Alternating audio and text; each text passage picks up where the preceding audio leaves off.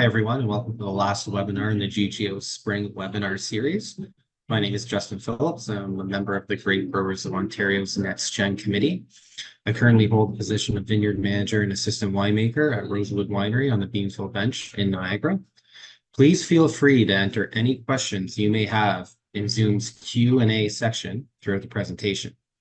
Kira White, the GGO System Administrator, will be monitoring the questions, and there will be dedicated time at the end of this presentation when the presenter will answer them. This webinar series is part of an Employment Ontario project funded in part by the Government of Canada and the Government of Ontario. We thank them for their support and thank you for joining us. I'll provide a brief description of the Grape Growers of Ontario's Next Gen Committee and then introduce our speaker for today. The Grape Growers of Ontario's Next Gen Committee is a collective group of grape and wine industry partners empowering the next generation to create a unique and thriving grape and wine industry that dominates the global stage. We advocate on behalf of the next generation of grape growers and winery stakeholders to foster sustainable growth and success. Our goals and activities focus on promoting agriculture, education, and careers, attending trade shows and events on behalf of the GGO, attending key government relations events, and telling real farm stories that build community and interest in Ontario grape farming. Today, we are joined by Ryan Brewster of Brewster Consulting Services, who will be presenting how to develop a comprehensive vineyard scouting program. Ryan is a private pest management consultant based in the Niagara region and has been working closely with local growers in grape and tender fruit sectors since 2002. He began as a summer student, monitoring and reporting on pest presence in Niagara area vineyards and tender fruit orchards under the tutelage of Dr. Kevin Kerr. In 2009, Ryan branched out and started his own agricultural consulting company, Brewster Consulting Services Incorporated, focusing primarily on vineyard establishment, pest monitoring, develop of IPM-based pest management programs, soil and tissue sampling to improve nutrient management programs for local growers. Currently, BCS has over 90 grower clients across Ontario subscribing to its services, influencing approximately 10,000 acres of commercial vineyards and orchards. Ryan is a member of both the Ontario Institute of Agrologists and the Agricultural Institute of Canada, and a proud graduate of Brock University. Thanks for presenting today, Ryan, and I'll pass it over to you. Looks like we're all good there. Well, thank you again, Justin, for that introduction. I want to thank the GGO for the invite to speak today. I'd also like to extend my thanks to that Next Gen Grower Committee, who have brought some great new initiatives to the industry recently. And it's allowed for new growers to have some learning opportunities so that they can, be our future vineyard managers and our future vineyard owners and go into that type of position with some education. So it's an excellent program. Keep it up. All right, and today we're going to talk about developing a comprehensive IPM scouting program. So in order to generate a scouting program, we kind of have to know what IPM is a little bit. And what I was able to do here is find an excellent definition from the University of California's IPM program. So what is IPM? IPM is obviously integrated pest management. And IPM is an ecosystem-based strategy that focuses on long-term prevention of pests on their damage through a combination of techniques such as biological control, habitat manipulation, modification of cultural practices, and the use of resistant varieties. So I just want to pause there in the definition and really highlight this term prevention. It really is the base of an IPM approach. It is kind of the core and the first approach a grower should take when they're looking at developing an IPM program. Comes back to the old adage from Benjamin Franklin: an ounce of prevention is worth a pound of cure. Or in a grower sense, an ounce of prevention is worth thousands of dollars in pesticides. So the more we can prevent, the less intervention we have to do from a grower perspective. Continuing on in the definition, pesticides are used only after monitoring indicates they are needed according to established guidelines, and treatments are made with the goal of removing only the target organism. So this really highlights the fact that pesticides are essentially a last resort in the IPM sequence of things. We're very reliant on monitoring to determine if pesticides are needed. And we always have that option of non-pesticide approaches, which we're going to talk about here in a little bit. Pest control materials are selected and applied in a manner that minimizes risk to human health, beneficial and non-target organisms in the environment. So really that comes down to the selection of pesticides to provide control while minimizing any negative outcomes or risks. Okay. So what are those risks? We're trying to minimize a number of risks with IPM. First and foremost is the human health risk. And Health Canada and the PMRA has done a lot of this work for us with the human health concerns. We've had a lot of reevaluations of pesticides over the last little while. We've had some loss of pesticides. We've had increased restrictions because of this human health concern. Great examples are CAP10 going from a very short 24 to 48 hour reentry interval to a 55-day reentry interval for hand labor. And that is strictly because of new research showing the human health concerns of that product. Manzate's another good example. We've been restricted in what we can use and how we can use Manzate. And again, coming down to an exposure risk and a human health and a worker exposure problem. So again, some of these risks are mitigated by higher agencies, but something we definitely have to keep in mind when we're developing a program. Economic risk, pesticides are expensive, right? The more we can save pesticide costs, the better off a grower is going to be at the end of the year. Obviously, our environmental risks at the same time. If we do need to go to a pesticide approach, then we're making sure that we're doing that in an environmentally conscious fashion, right? We're choosing good spray days. We're using, the technology to our benefit. So any recycling sprayers. We are, trying to minimize off-target applications or drift. So, these new hooded sprayers, low volume sprayers, all these things are contributing to minimizing environmental risks. What do we want to maximize? Obviously, sustainability, right? We can't have sustainable vineyard without controlling the pests. Pest control obviously equals vineyard health too. If we can mitigate how much disease is going on a vine or how much insect damage, especially foliar damage, is happening, then we're maximizing vine health and vineyard health. And productivity is at the end of the day kind of what it's coming down to. And a healthy vineyard is going to be a productive vineyard. So this old belief of the only good pest is a dead pest is out the window. What we're doing now is with this IPM approach is knowing that we don't have to kill everything out there, right? We don't need to eradicate every single identified pest that we see. We just want to maintain that pest population below economically damaging levels, which raises the question, what is the economic damage level that we have to worry about? So it brings me into two kind of major concepts with IPM. One is this economic injury level. And this is the point at which the injury from the pest equals the cost of control. Okay, so taking this example into consideration here, we've got our economic impact on one axis and our pest density over time on another axis. For example, this could be populations of European red mite, per se. Where we start with low levels at the beginning of the season, levels seem to increase as we go into the season. Here we may see kind of at this first hump, see a rain event that may wash some of those mites down, which lowers the population. And then we could get into kind of a hot, dry spell, which exponentially increases mite population as we continue to see hot and dry weather. So when we're looking at controlling mites, miticides are our chemical control method. And miticides are one of the most expensive sprays that we can put out into the field. So we got to look at kind of where is the cost of treatment. So you look at the cost of a miticide, and then you look at kind of the economic impact of the pest, and we determine where these lines cross. And where these lines cross is essentially your economic injury level. This is the point where your cost of control is going to equal your economic losses because of that pest. Okay, so we essentially don't want to get above this line. If we get above this line, then we're cutting into productivity, and we're not going to get the control that we would essentially desire.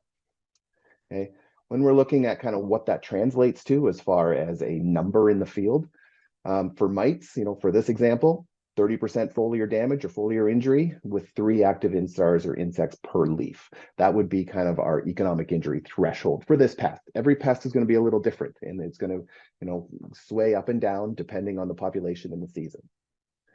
So that's our economic injury level. That's the level where we don't want pests to get above. So to control pests, to make sure that doesn't get above that, we have to think about economic thresholds. And this is the density at which control measures should be applied to prevent a pest population from reaching that economic injury level. So let's draw our cost of treatment or our economic injury line back on the graph. Okay. And right, that correlates to our 30% foliar injury or 3 active instars per leaf. If we decide to wait until this point to spray or even delay even longer, then we know that the mites are causing more damage to the crop than the cost of control is going to give us. Okay. So we don't want to go above that. So essentially what we need to do is figure out where on this line we start our intervention. So in keeping in mind that these intervention means are going to take time to take effect, right? So we can't go too late, we have to go early. So for this particular example, for mites, our economic threshold could be in about this zone, okay, where we're looking at 20% foliar injury as discovered by monitoring, or 2 active instars per leaf. Okay, so this is the time where it justifies the cost of a spray. The time it takes for the spray to take effect is going to control the population before it gets to our economic injury level. Okay. Now, how do we know what our economic thresholds are? Every pest is going to be a little different. Good resource for this is on the OMAFRA website under the Ontario Grape IPM page. Wendy McFadden Smith has done a great job of listing out all the grape pests on there. And there's a beginner and an advanced tab on each one of those pests. The beginner tab is very generic, kind of overview of what the pest is. If you go to the advanced tab and scroll down, you'll see for most pests that there will be a threshold level in there listed. And that would be considered your economic threshold. So you can kind of educate yourself as well on kind of all the different pests and where those thresholds are. But I really just wanted to highlight the concept of this threshold of when we want to intervene before it gets to this line of economic injury level. Okay. 4 key principles of IPM. First of all, identifying pests and monitoring. So scouting. A very key component in an IPM program is to know what's going on a routine basis. We need to set our action thresholds or be aware of what those economic thresholds are. Again, using that OMAFRA webpage as a good starting point. And then as you know the vineyard more and more and understand your pest pressures, then you can kind of tweak those thresholds for your own situation. Prevention, right? The core of IPM is prevention. If we can do something to prevent a pest from increasing, then let's do it. If prevention means aren't working, then we do have to go to the next level of control. And control can mean a number of different things. It always doesn't mean chemical controls. It can mean things like mechanical or cultural controls, biological controls, physical controls. So, chemical control is kind of, again, coming down to our last resort. And this what brings me to the integrated pest management triangle. Nice way of kind of a decision-making process. We like to start at the bottom and work our way up the triangle as far as decision making. So again, prevention is the base. Whatever we can do to prevent, let's do it. Let's remove alternate hosts. Let's get rid of the wild grapevines that are in the bush that could be reservoirs for insects. Let's plant resistant varieties if we can. Again, that's going to really help out with some of our disease management. Making sure that our varieties just don't get disease, which reduces the amount of spray and intervention we need to do. Buffer zones. Make sure you have enough space in between, say, an abandoned vineyard or a bush line where you could have additional pressures. And location. Just like real estate, vineyards thrive based on the prime location. Okay. The next level up is our cultural or sanitation means. This can be influenced by some of our decisions, even as early as establishment of the vineyard. So what is our vine spacing? If we have a very over vigorous site where we've decided to space things very close together, you're likely going to have disease issues. You could have mitigated that by increasing your spacing and allowing more airflow. Canopy management, we all know how important that is. It's something that we're doing as an initial line of defense for a lot of issues. We're doing it for crop quality, but also for pest management at the same time of increasing airflow, reducing and changing the environment so it's not as so you basically don't get as much disease pressure by manipulating the environment. Cover crops, that can be reservoirs for insect hosts as well, and soil management at the same time. Things like nematodes, typically not too much of a problem around here, but other areas have problems with nematodes, and managing soil is a way with different cover crops to manage an insect like that. Next level up is our physical means, something that we can do to deter or keep things out of the vineyard. fences. I know some vineyards that are around the Short Hills area or along the bench area where, deer and raccoons and other things that come out of the bush are problematic at harvest. So I know some growers have put up 14, 15-foot high fencing to keep deer out. Using trapping methods. I know out west in BC, they've done some mass trapping of starlings to reduce populations. Exclusion netting, right? Netting for birds. You can get some small mesh netting that will keep some insects out of the fruit zone as well. So, things like that. And knowing that as we work up this triangle, our intervention and our environmental impact is also increasing. Next stage is biological. Can we introduce predatory insects rather than spraying? Can we introduce or create habitats that are more appealing to birds of prey, right? Birds of prey around, you don't see the flocks of starlings or robins around. Just, nice means of control naturally. Maiden disruption is something else that I know a lot of growers are using, especially for grape berry moth, where you're clouding a vineyard with pheromones so that they can't find a mate. And if they can't find a mate, they won't lay eggs in your field. And then there'll be no eggs to hatch into larvae and cause damage. So another nice, softer way of looking at it. And obviously our last resource here is our chemical pesticides. Again, we can probably break that down even further as far as softer pesticides and more strong and more broad spectrum pesticides. But we have to limit this at some point. So that's basically our integrated pest management decision triangle. So keep that in mind as we go through this. So that was kind of my recap of IPM. Now I want to get into the 9 steps that I've developed to put together a good comprehensive pest monitoring program in vineyards. Okay, so vineyard scouting, what it is, why we do it, and how we do it. So as I say, it's a 9-step approach. I'm going to go through each one of these individually. So, and then talk about kind of the nuances of each one of these steps. So the first one here is to examine the farming operation and break it down into specific vineyards or vineyard blocks. Why do we want to do that? Well, each farm location definitely has different pest pressures and susceptibility levels. Okay, we've talked about some of these already. Proximity to bush lines or abandoned farms. We have a lot of wild grape or riparian-based grapes that are growing in bush areas along ditches, and could even be growing in abandoned farms if given enough time. These are heavy reservoirs, especially for a pest like grape berry moth, where their biology is really focused on the biology and the growth cycle of the wild grapevine. Okay, because that's how it really developed around here. So we get rid of alternate hosts like wild grapevines, we're able to reduce some pest pressures. Okay, or alternatively, if we have those alternate hosts, then we know we're in a higher pressure area. Proximity to other crops. So there we're looking at other hosts. We can have like down in the Southwest, for example, they run into a little tiny bug early in the season called steely beetle or a flea beetle. These beetles are really only around where you have a lot of corn being grown or a lot of other cash crops being grown. So in Niagara, we don't see as much of these, but down in the Southwest, they do. So, they need to put an insecticide on some years in May, when here in Niagara, we don't even think about insecticide applications till at least June or beyond. So, proximity to those crops. Other examples, leafhoppers. They have a host range of about 500 different species of plants. So, we're likely to have some alternate hosts in there. And malb and their proximity to soybean fields, right? And I think a lot of you have probably seen that in the past, where malb feeds on soybean aphid going into the fall. As the soybeans and the aphid numbers decline, that's what triggers them to move to grapes and to start to aggregate together into the grape bunches. So again, if you are close to soybean fields, you're likely going to have a little more pressure from insects like ladybugs. We want to be aware of our inherent cultivar susceptibilities.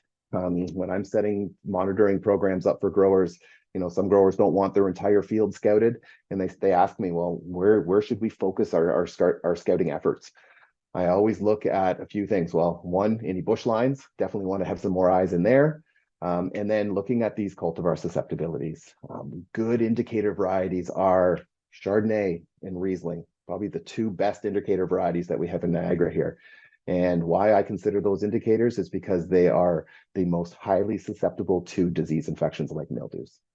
So they're always going to seem to get mildews first. They'll be the first blocks and varieties we see it on. And then the other blocks kind of fall in line beyond that. So if you're able to identify an issue early, focus on susceptible varieties first. Historical presence of certain diseases, carryover potential. If you had mealybugs one year and you didn't control them, you're likely going to have mealybugs back the next year. If you had a powdery mildew outbreak and then in the winter, those overwintering structures develop on the bark and in the head area of the vine, you're likely going to have higher pressure of mildew going into the following season. So good record keeping, good knowing of what the problems were the year before really helps out in making decisions in the current season. Soil characteristics are something else we want to keep in mind. And if you have areas that are different soil textures, then you may definitely want to scout those separately. If you've got sandy ground, we often have more pressure from insects like Japanese beetle, right? These are ground-dwelling insects for a lot of their life. They're easy to navigate and to get into sandy ground with the coarser textures. So we often see more Japanese beetle, say, along the parkway or up on the Fonthill Kame, where we've got a lot more soil that is sandy. Another one is European red mites. Again, tend to see a little more mite pressure on sandy ground. So, keeping those characteristics in mind when you're looking at pest pressures. Next step, produce a map of each farm and record outbreaks, nutrient deficiencies, drainage problems, missing vines, any other abnormalities. So when we're developing programs and I'm training scouts to go out into the field, one thing that each one of them have with them is a good map of the farm. This is kind of a good example of a map that we would provide our scouts. We have GPS units in-house and we generate these GPS-based maps. So everything is to scale. The things that we should highlight on a map are varieties, block numbers, row numbers, roadways, entry points, and really it's so that we can maintain consistency in our reporting too. So if we're talking about a mildew infection in block 100 Riesling, the grower knows exactly the block we're talking about. We're all on the same page. So we've had this issue before where growers go by one block number and we go by different block numbers. We've been trying to refine that and have a consistent block number across all of our platforms so that, again, everybody knows where we're talking about when we have a report. We are moving into more GPS-based scouting. We're finally getting up to the times where we're abandoning our pen and paper scouting here, and we're starting to use iPads for scouting. So this is the type of map that our new scouting software is developing for us. We've decided to partner up with a company called Farm QA. This company, we've chosen them because of their adaptability with their software. They're able to basically mold their software and their reporting exactly how we want it, which was a really advantageous quality when we were looking for different software platforms.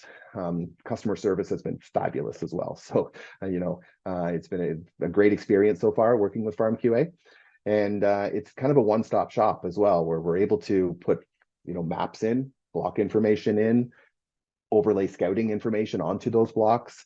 But then we're also able to look at, there's an analytics section as well at the end. So for me, it's great because I'm looking at a lot of vineyards across an area, and I'm able at the end of the season to do kind of a real good summary of the season based on all the information that's been fed into the program.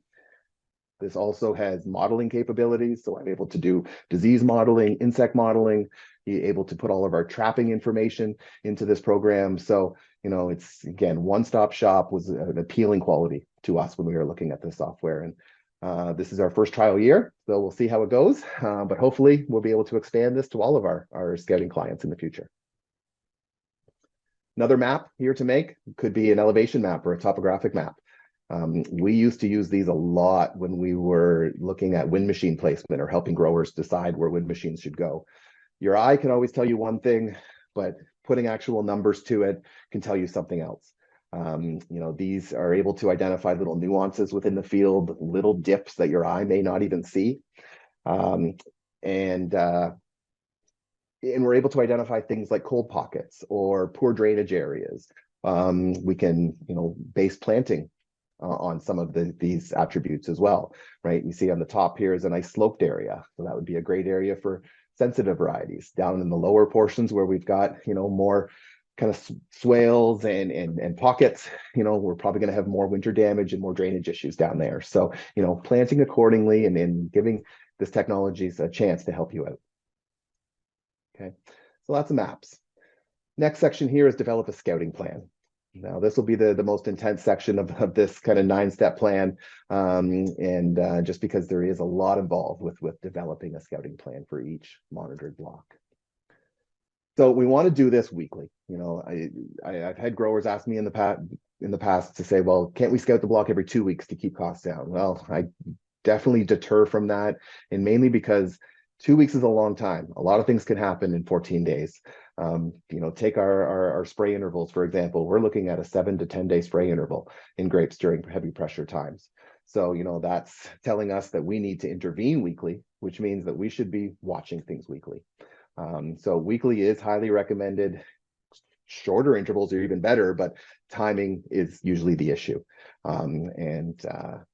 This information allows growers and consultants to determine if a pest needs managed, right? We're working on those threshold approaches again. Once we reach those threshold, then we determine what the best course of action would be.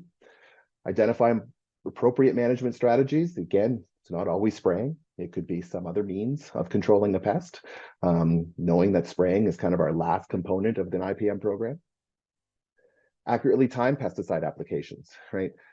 This comes down to, you know, with disease and fungicides, we know we need to routinely put on fungicides because of this approach of being preventative. We have to have material there to stop an infection from happening. If we see an infection, we know we've missed something. So disease management is a little different than insect management. Unfortunately, disease management, because of the pressures, we have to do more routinely. Insect is where we can really utilize a lot of these IPM tools to specify exactly when we need to spray. And it allows us to evaluate the effectiveness when we're scouting on a routine basis. We can put a management approach in, follow up the next week, and see how that made out. Okay, on average, it takes an hour to an hour and a half to scout a 10-acre piece. This is what I tell my scouts for time management purposes. And for you guys as well, if you're doing your own scouting, you know, make sure you have enough time. It's often a limiting factor for a lot of growers, which is why a lot of growers outsource their scouting to a company like myself, where we can do it. And that's our sole focus, is just to do the scouting. So we're guaranteed to be there each week. You know, growers get busy, and I get it. It's something that generally gets pushed down into the priority list, even though it maybe shouldn't, because it is really your decision-making tool. And the two most important requirements: adequate time, obviously, and good observational skills. Okay, so now we're into the vineyard. What do we do?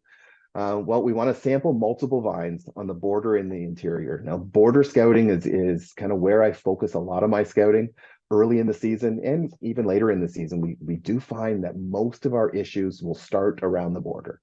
So for disease, we look at susceptibility, and then we look at border effects. Borders are often where spray coverage isn't as ideal neither. You have different wind currents and patterns. Sometimes the spray droplets don't land where you want them to along the border rows. Interior, they get a lot better coverage. And then we have our insect pests, that a lot of them come from external sources, bush areas, abandoned vineyards, other spots, and they come into the vineyard, and often the border is the first spot we see them. So border scouting is something that I do highlight to my scouts, and we do focus a little bit more around the outside rather than focusing a lot of efforts and observations on the interior. We do want to return to areas where pests were previously observed, right? This is just our follow-up. This is how we can evaluate our pest control measures and see, how it made out. Are we seeing more? Do we need to intervene again? Are we seeing a good control, or are we seeing stability in the pest population? Okay, all those help out in decision making. We want to randomize the position of samples. As much as we want to return to areas where we see things, we also want to keep randomizing as we go through the weeks so that we're not missing anything, right? We don't have any holes that haven't been looked at for weeks on end. So I always tell scouts that after 2 weeks of scouting, we want to be sure that we've covered all areas of the vineyard block that we need to. We may not be able to do it all in 1 week, but after 2, we should have seen every area of that vineyard. Okay. Randomize the position of samples. If you're doing routine sampling, kind of make it more of a randomized sample to get a good representation. And then obviously keeping clear records either through iPads or pen and paper. How to monitor different patterns. Now, unfortunately in vineyards, it's a little hard to do pattern scouting because we're restricted by posts and wire. So we have this trellis system that we start down a row, we're kind of stuck in that row. Orchard scouting is a little easier because we can just meander however we want through an orchard, and we can use patterns like Z patterns or N patterns or S patterns to get through the orchard. Vineyards, we really can't as much. So I'm going to go through some strategies here in a little bit of how to tackle vineyards based on the trellis system. Depending on the size of the block and pest pressures on kind of how long you're going to be there, size obviously is a factor for time. And then the more you see, the more you're recording, and the more you need to quantify, and the longer it takes. So, those come into play. Monitor different cultivars separately, like we've talked about already. We have cultivar susceptibilities. So if you're scouting a Cab Sauv block and looking for mildew and you don't see any, don't just walk away from the vineyard. Go to that Chardonnay block and be sure there is no powdery mildew starting. All right, so different varieties should have different sets of eyes. Continually scan while walking. I know we can't look at every single plant in the vineyard as much as we want to. Time is a constraint. So I always tell scouts as they're walking down a row that don't just look up or be looking at your phone or at your feet.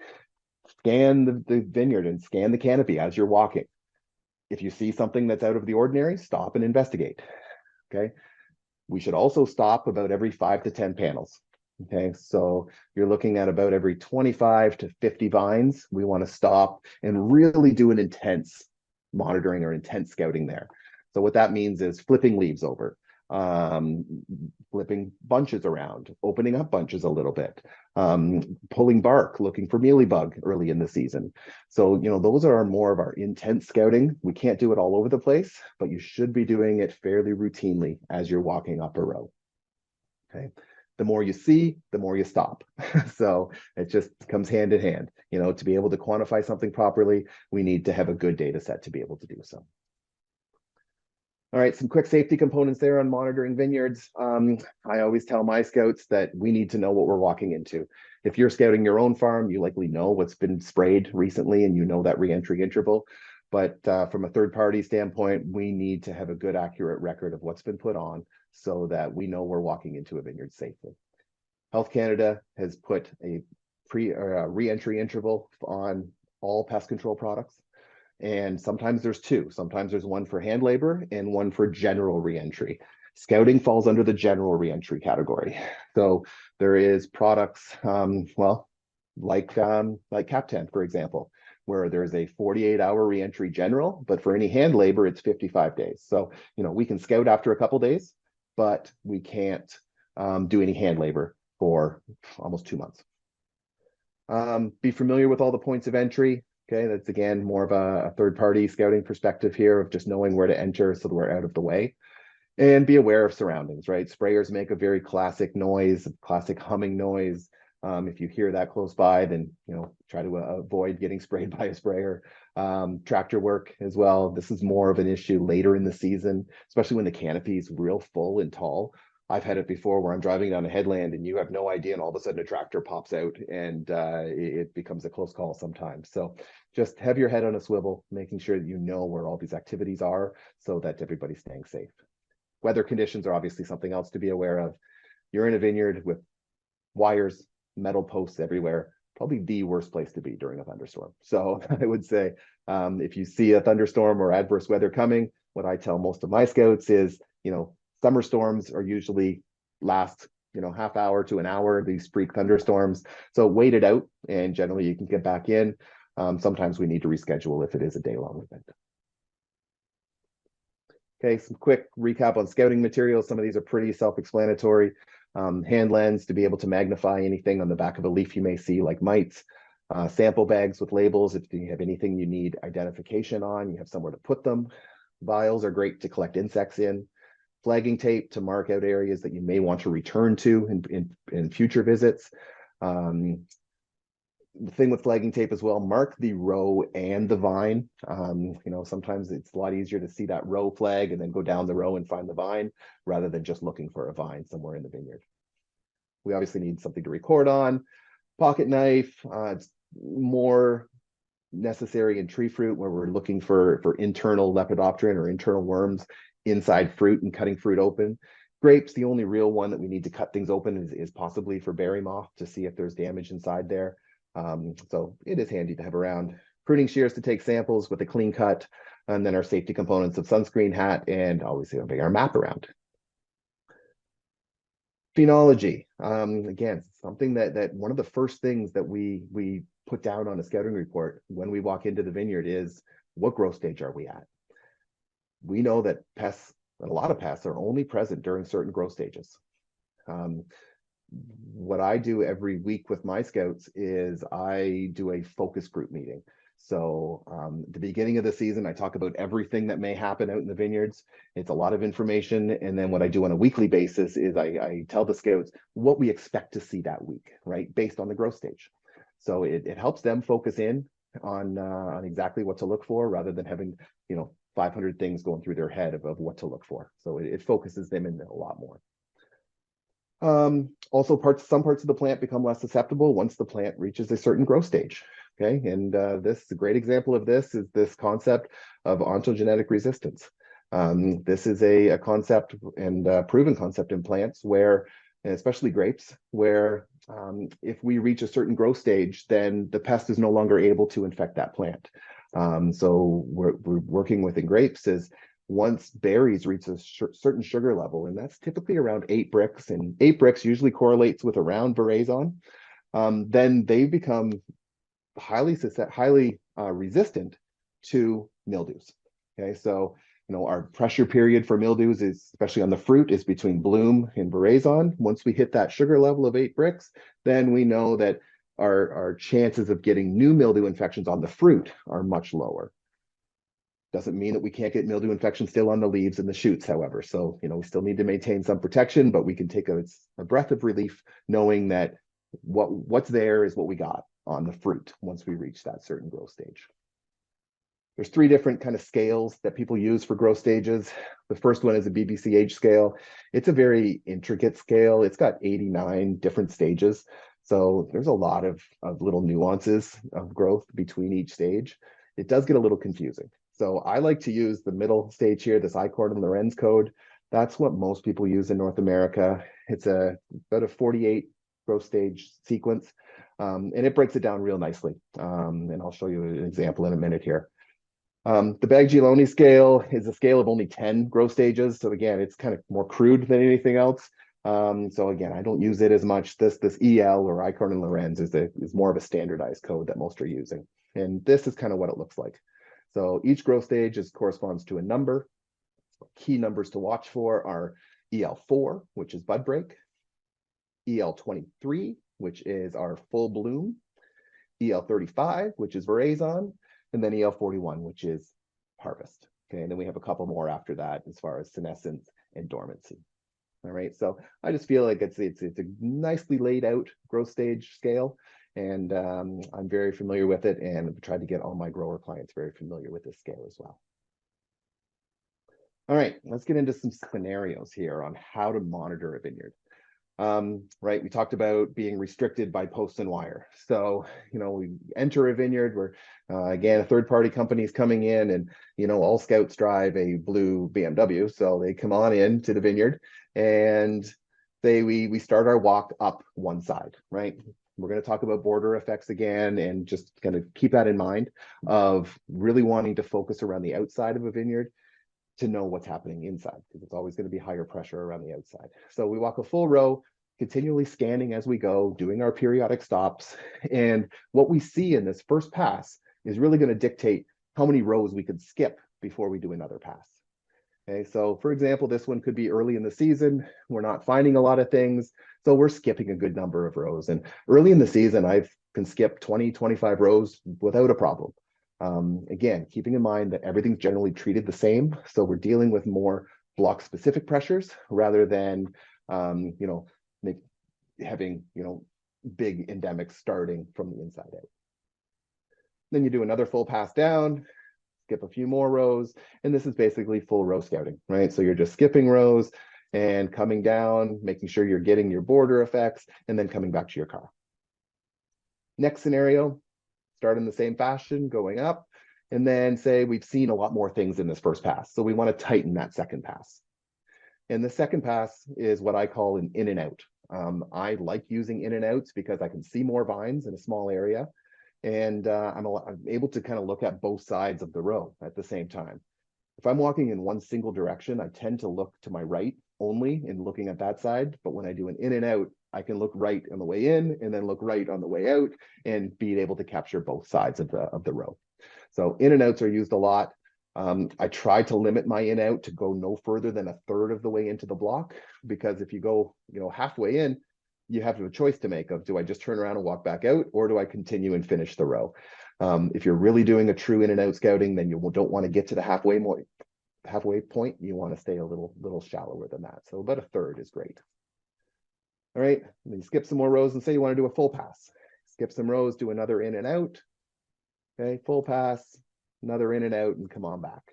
Okay, so feel free to utilize this in out scouting. I really like that. Now, what happens though with this is you do get some holes, right? You get a hole kind of in one side, kind of in that north part of the middle section, and then that south portion of that far right section. So there is some holes, and we have to be aware of that. And next week, flip that around, right?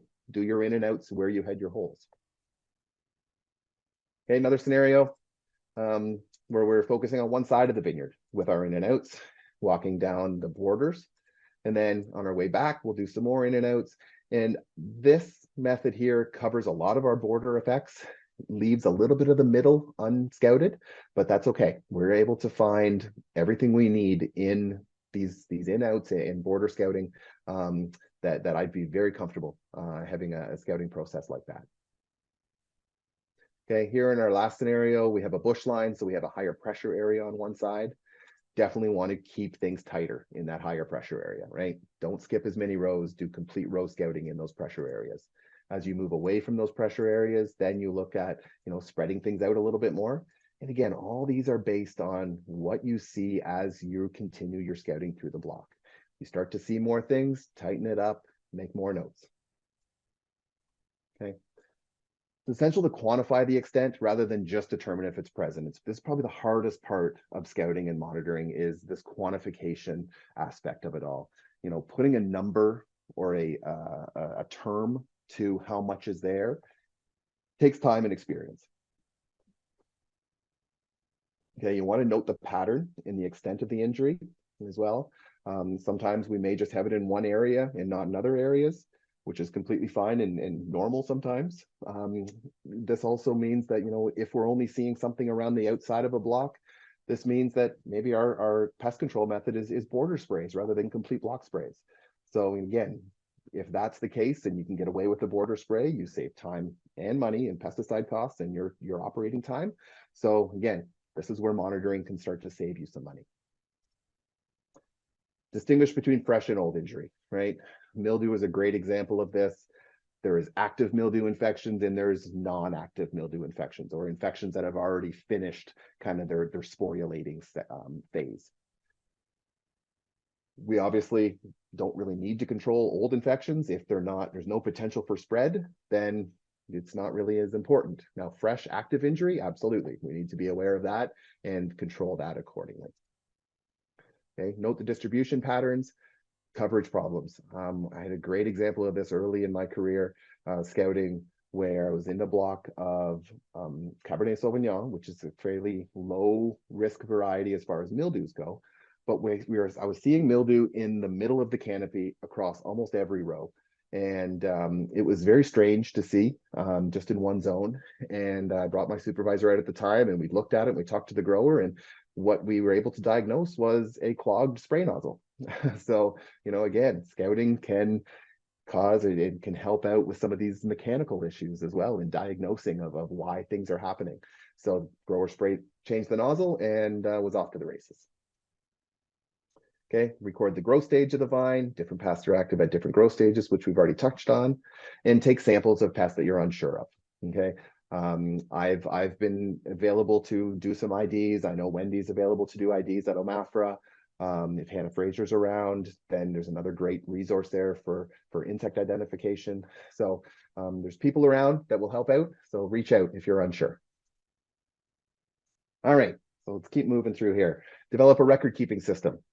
So this is an example of kind of a report, a blank report that we send to our growers. We like this chart form, and I've had feedback from growers that they like this chart form, and it's mainly because it's a one-stop shop. You can see everything that's happening in that vineyard kind of just by glancing at the table. Okay, so we have it broken into diseases and insects and have all the major pests in the tables, and then the blocks that are scouted, and we're able to put a rating in for each pest and for each block that we see it in. Here's an example of a filled out one. Again, we've got our diseases. It shows very quickly that we had some powdery mildew issues in some blocks. We had some downy mildew issues in some blocks as well. And then wherever we have a rating, we write a little statement about it just to give grower more information, right? So this example of downy mildew symptoms have slightly increased in the Vidal block. Active sporulation is visible on the underside. So again, the terminology we're using in these statements, we try to do our best to help out the grower make the right decision possible. Okay, and then the same for insects here, where it looks like real quickly we just have some leafhopper pressure and a little Erinium mite pressure, but everything else seems to be under control. So it's a nice quick glance to see what's happening out in the field. Here's an example of what our farm QA reports are going to be looking like for clients that'll be on the iPad scouting. Same type of approach. Chart style for insects and disease, an area for a summary or some comments on those disease and insect issues, and then at the bottom a growth stage area where we can put growth stages. All right, we want to monitor weather factors as well. We know that the weather influences a lot of what's happening in the field. So, recording weather factors is going to help us out to diagnose a lot of these problems. No surprise to a lot of people on this call or people who'll be watching this webinar that the Niagara climate is challenging to grow grapes in. Probably one of the most challenging in the entire world is to grow grapes around here. We have incredibly high disease pressure. So we have frequent rainfall, we have dewy mornings, we have high humidity. Just a perfect recipe for mildews and other diseases like black rot and botrytis. So we're dealing with disease pressures. We're spraying every 7 to 10 days routinely. Other areas of the world can stretch that out to 20 days between sprays. We just can't do that here. Site-specific insect pressures. We have a good gamut of insects that we deal with as well. Berry moth is one that we deal with here that out in BC they don't deal with at all. So that's it seems like we have most of the issues here in Ontario, and on the coast they have a smaller list of issues, if we want to put it that way. Risk of summer hail, which is always a risk here for damage. We have a risk of spring and fall frost, and then our winters can be unstable as well. This winter was nice to us, but we've all experienced some of those harsh winters. Why we want to record some of these things? Well, we can run growing degree day calculations, okay? By comparing GDD accumulations throughout each season, we're able to compare years. We're able to kind of know where we are in comparison to a previous year. That can help out with predicting harvest dates, predicting when possibly veraison may come. So it is a helpful component to everything. It also allows us to have to make cultivar decisions in the future. Every variety has a growing degree day base that they require to mature their fruit to the right level. So if you're not reaching those degree day benchmarks, then that variety is not going to work for you in your area. So again, it'll help out with some decisions in the future if you're calculating these. You can also use min-max temperatures and rainfall for disease modeling. That's actually what this weather station is. It's one of weather stations that was put up by Syngenta, and they've been able to run disease modeling through this weather station. So it tells us when infection events have occurred, and we can put in forecasted data to let us know when we may see an infection event based on the forecasted data. So it gives us a little bit of a heads up if we can proactively put some information in there based on a forecast.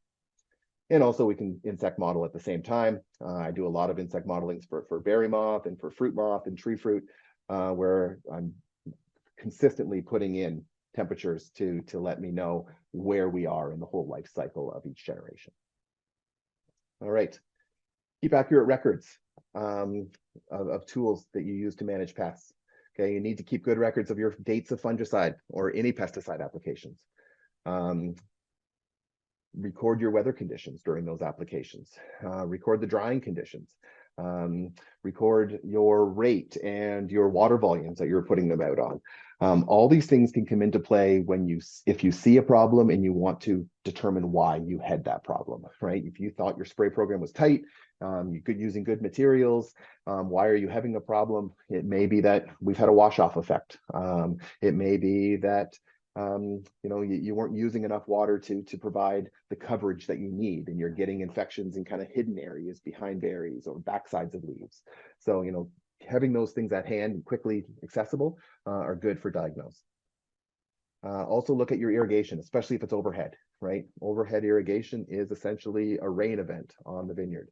So you need to be protected in advance, and then also after, if you've put enough water down to wash off whatever's on those leaves. So be aware that irrigation, as much as we need it sometimes, it's also reducing pesticide residues and creating infection events.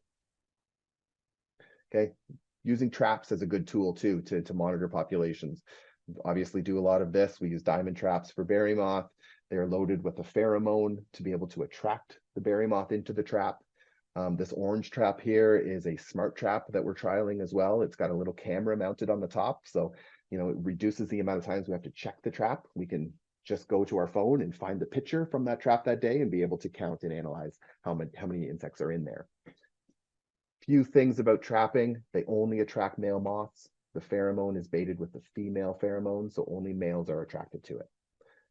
The pheromones only last in the lure about 6 weeks, so be sure to replace those every 6 weeks to maintain good trap catches. It helps in the timing of pesticide applications, and we use it for berry moth. Okay. Now, the next step here does take some time to really gain all that knowledge, and basically it's gaining enough knowledge to know the biology of pests that are in your area. Okay. We could go on another whole webinar about this and going through each pest and kind of what to look for. It's not the focus of this webinar, so I'm not going to get into it too much in detail, but that is something that you should educate yourself on, as far as what things look like, what the damage looks like, where the damage can occur in the plant, and so on. Okay, so we also need to differentiate between a pest and a beneficial species. We don't want to classify beneficial species in pests and go and eradicate them, because they're our friends. They're helping us out. Knowing the life cycle and pest behavior really helps out with when to time applications. And then what are the conditions conducive to the pest establishment, right?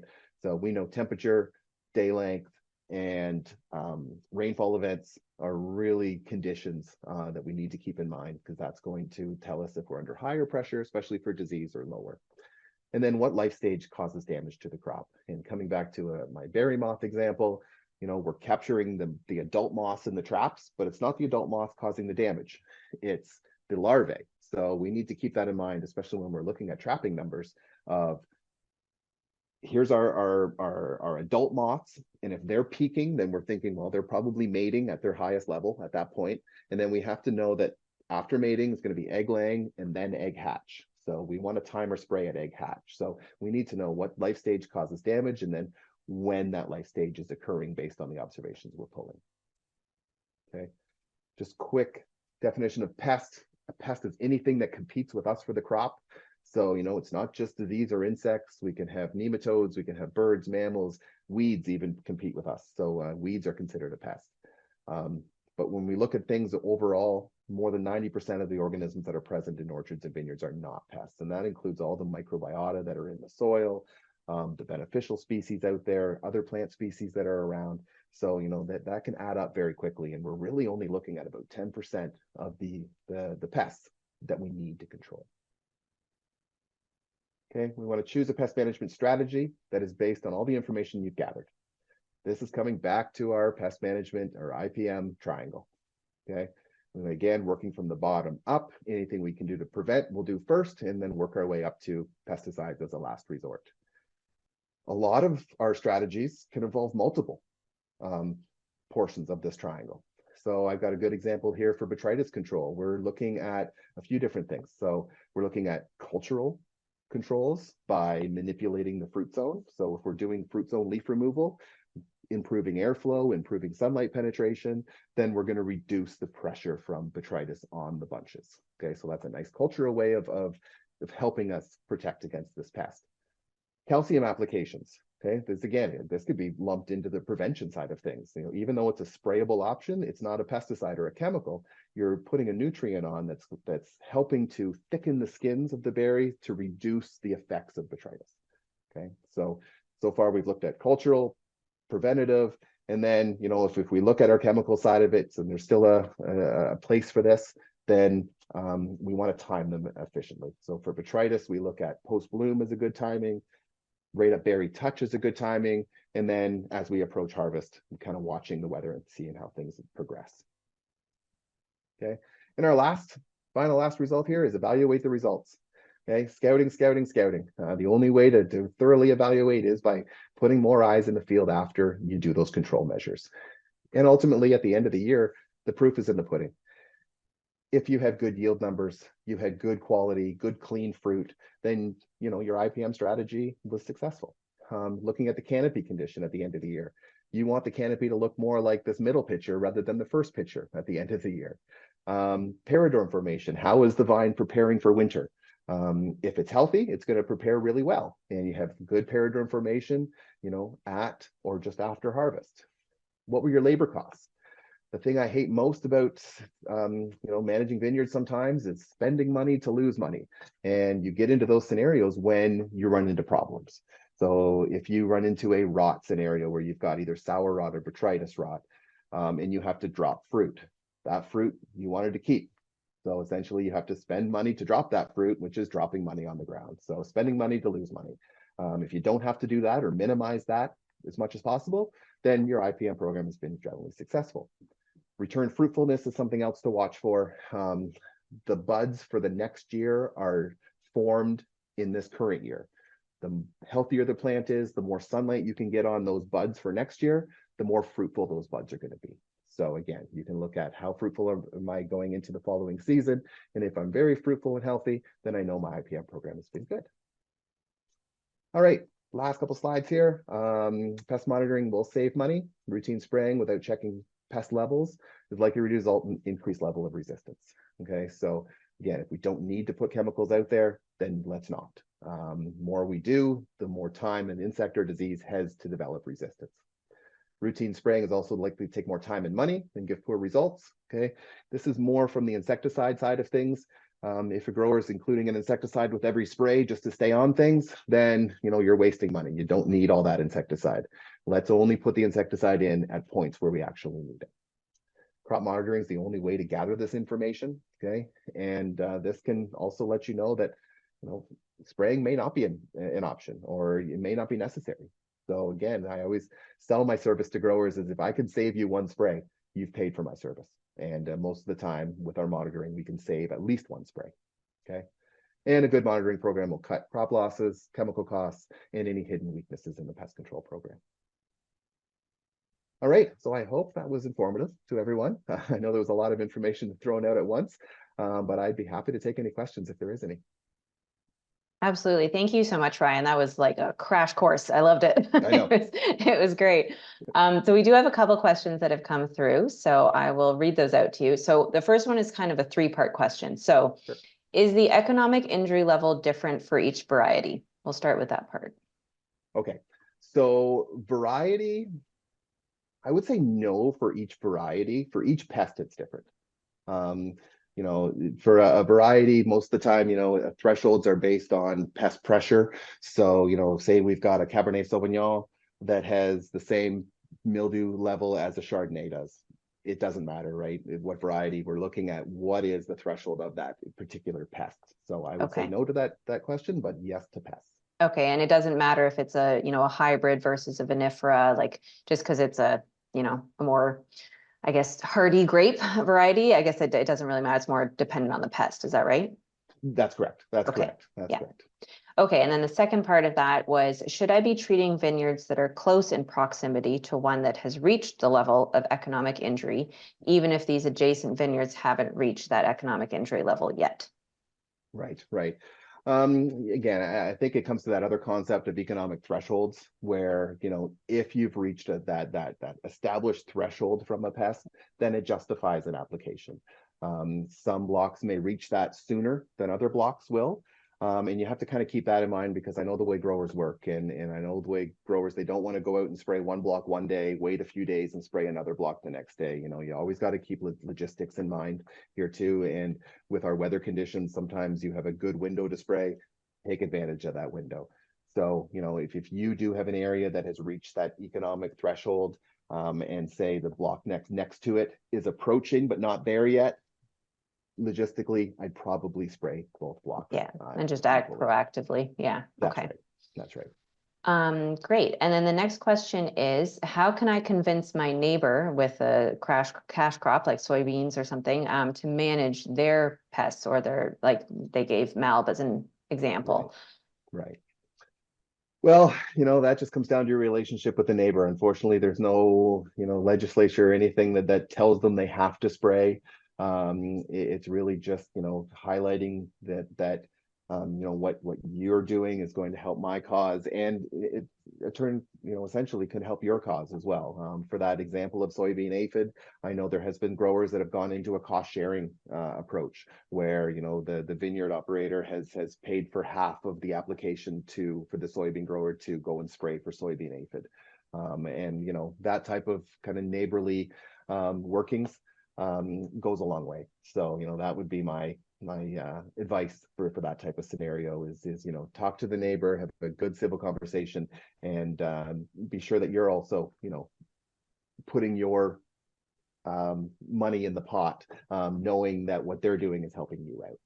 So this cost sharing thing it's been one nice approach, especially for that scenario. Yep. Good neighbors is always a good thing, right? And bet. good relationships with them. You Absolutely. bet. Okay, that's all the questions that we have at the moment in the chat. So if anybody has any other questions, please feel free to enter them in. One thing that I was curious about is, have you worked on any like organically certified vineyards with doing their IPM and scouting? And is there a big difference between your approach to those? Yes, and yes. So, you know, their toolbox is much more limited, which means that their checklist for their control measures are also very limited, which means that economic threshold for organic vineyards probably has to come down a little bit more. You need to work more on definitely that proactive approach in organic vineyards. A lot of the crop protection mechanisms that we're using now in organics are biological based fungicides, and that's this new advent of biological based fungicides of, you know, eliciting a response in the plant, and we call it an SAR response. So it's developing resistance within the plant, so the plant can naturally fight off an infection rather than the pesticide actually doing it for the plant. So we're seeing a lot more use of that, and we're figuring out how those products work. Because they're eliciting a response in the plant, we need to maintain and continually put on those applications. So I know this concept of organic growing sometimes is a little misconstrued, you know, organic growers don't spray as much. Well, they usually have to spray twice as much to be able to get the desired result. Yeah. And sometimes these materials are harsh to the environment, even though they are organic. So, you know, having these new biological fungicides have gone a long way, and we're learning more and more about how they work under our conditions. Yeah, absolutely. That's quite fascinating. I love that the research never stops, right? That's right. That's right. New The things come learning into never play stops. that just opens up a whole new world of research. Absolutely. Thank you again so much, Ryan, for being with us today and taking the time to do this. I say, do you want to share your contact information or anything like that in case anyone wants to reach out to you? Or do you mind me sharing it if anyone does? Sure, you go ahead and please Okay. do. I can give it quickly here. It's Ryan at brewsterconsulting.ca is my email. You can reach me there basically anytime, and that's probably your best means.